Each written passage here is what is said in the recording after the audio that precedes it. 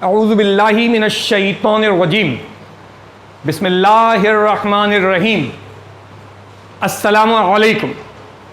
मेरा नाम मोहम्मद यूनुस खान है और मेरा मज़मून उर्दू है।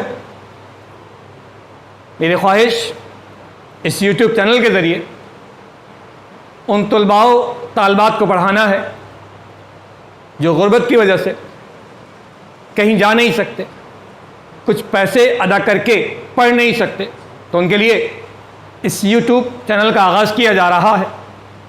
मेरा तजर्बा इस मैदान में 20 साल का है और मेरी ख्वाहिश है कि वो तलबा तालबात भी जो ये समझते हैं कि उर्दू एक मुश्किल मज़मून है, मैं उनके लिए एक आसान तरीक़ेकार लेकर आया हूँ और इस उम्मीद के साथ कि अगर आप मेरे लेक्चर सुनेंगे गौर से तो आपको कुछ भी याद नहीं करना पड़ेगा। सुनिए लेक्चर, तैयारी हो गई आपकी।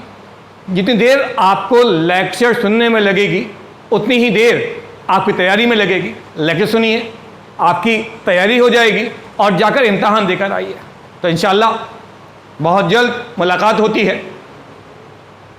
फर्स्ट ईयर सेकेंड ईयर की वीडियोस के साथ आपकी दुआएं चाहिए, आपका साथ चाहिए।